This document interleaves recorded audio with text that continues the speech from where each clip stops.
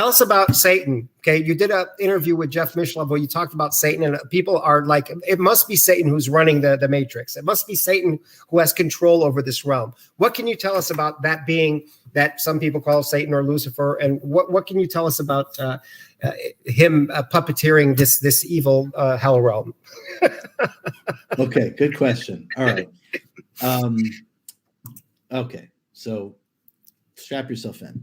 Okay. All right.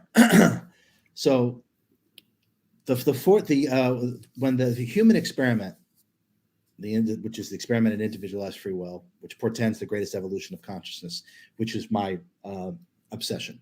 So when the form and function of humanity, when this project was first underway, okay, there were three beings that were assigned to oversee the project, the humanity project, for lack of a better way of saying it. Okay, Satan was one of them. Satan was one of them. Now, for the most part, Satan operates like an ascended master. Incredibly powerful, able to do things that quote unquote ordinary souls can't do, however you want to say that. Operates a lot like an ascended master in terms of its abilities. Now, in the very beginning of this, okay, the whole idea of the individualized free will project, or the project of humanity, was that the idea was that we would be able to skyrocket in terms of our evolution and ascension, to ascend the frequencies. That's just been there. It's fine. to ascend the frequencies, right? Okay. Now, and this is where it gets tricky for the human mind. Okay. Everything has already happened. And I know this is difficult, but it's kind of like when you buy a book, it's already written. But until you read it word for word, page by page, you need to experience it page by page, but it's already done. Okay. Everything has already been accomplished. Now, from the perspective of where we're at, we cannot access that. It's kind of like if you open up the book to page 6 and you're on the first paragraph of the first sentence, you have no idea what happens on page 7, 8, 9, et cetera, right? But it's already written, it's already done. But your attention is only on page 6 and right here. So therefore, that's your total reality. Okay. Now, everything has been accomplished. Everything is already done. Okay. I need to give this context. All right. So now see how this relates to the Akashic records, which is where we get the whole idea of a library from. So the Akashic records is by the way, there's Akashic records for everything. There's Akashic records for the entire history of humanity. There's Akashic records for the entire history of every type of alien, every type of animal, the whole thing. Everything. We're talking about the Akashic records for humanity. There's a history of everything. I promise. There's a history of everything, and it can be accessed. Okay. So when this humanity project was in its inception, it was in the very beginning. Satan was one of the three beings that was in charge of this entire experiment. So Satan, being wise, decided to check the Akashic records, because Satan realized that, wait a minute, all the answers are right here. I should just look in here so I can see the beginning, the middle, and the end of the entire project. Okay. Now, this, to me, is where it gets interesting. So what Satan was able to infer from the Akashic records is that he saw that humanity would go through these great falls. The fall of man is the fallen frequency, which I've said many times. Okay. So Satan saw this within the Akashic records. Now, remember, the idea of this, Peter, was ascension, to ascend the frequencies. That was the idea behind this. Now, Satan realized that the other end of that spectrum was very, very possible. In other words, descending, right? To descend the frequencies. So because Satan was so interested in seeing this project come to fruition, he didn't share the information. He didn't tell the other two beings, and I'm not going to say who the other two beings were. He didn't tell the other two beings who was in charge of this entire project that, you know what? Humanity could really descend. This could actually have, in a way, the opposite effect of what God was really, the idea behind it of ascending the frequencies. So he kept it to himself because he wanted to see the project go forward.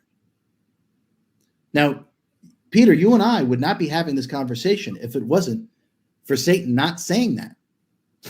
none of us would be experiencing. So this is the whole misconception and misunderstanding about Satan creating this realm. I was like, no.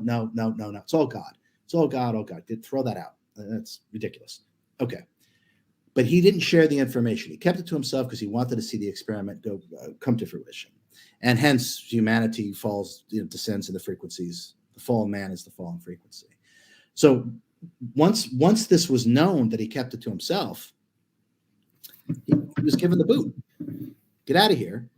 You didn't share this. This is vital information. It changes everything because now everything is already in motion. So you're out of here. You're off the project. Now, this was from a linear perspective, which is not how things actually are, but from a human perspective and therefore a linear perspective. This was eons ago. Satan has had nothing to do with this realm or humanity since then. Nothing. Zero. He got his walking papers. He was fired. He was told to take a hike. Okay? He's had nothing to do with this realm. It's humanity's ignorance is what keeps it alive. This identification and affiliation because it's so clueless with Satan and all these kind of things. Satan did not create this realm. Satan didn't tell the other two beings that was in charge of this entire project that this could happen, that there could be a fallen frequency, that there could be a massive change in state of being and state of consciousness. So that, from my direct experience, is exactly the real story about Satan and how this works. And Satan has nothing to do with this place. It hasn't had anything to do with this place in quote unquote forever. Nothing. And the last thing I'll add to that is that demons, right? Very popular, right? Okay. So it is my understanding, experience, is that these are really thought forms created by Satan. So thinking of them, right? So the idea of demons is something that Satan thought of and was placed here within the astral realm just based upon his own thought forms. Excuse me. So that's how they were actually created.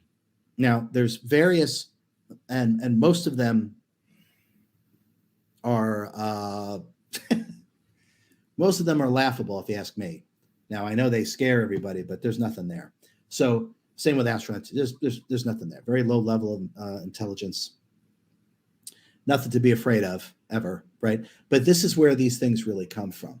Now, we keep, just like his thought forms are what created these things, we keep adding to the astral realm based upon what we deeply believe in and thinking. So once we create a story and it gets shared and then everyone starts believing in it, whatever it is that we have believed in actually becomes real. It actually manifests itself. The astral realm is completely and utterly unstable because we keep adding to it. And basically the way that we operate, because we operate in the ego mind identity operates out of fear, we keep adding to the astral realm all these stories that aren't really real, but because there's so much energy going in that exact same direction, those like-minded energies come together, they coalesce, it actually becomes manifest. So we actually create so-called demons. We actually create these things because we're not completely and utterly self-aware of how we're creating or our power as an immortal creator being. So this is part of where these things come from. And that's actually the role that Satan played. And that's past tense, played, because he doesn't have anything to do with this place. He hasn't been here in eons of time. He's off doing completely different other things. And it's only our own ignorance that it keeps the fable of Satan alive. That's great. Is this brilliant insight or what? Where the hell else are you going to hear this?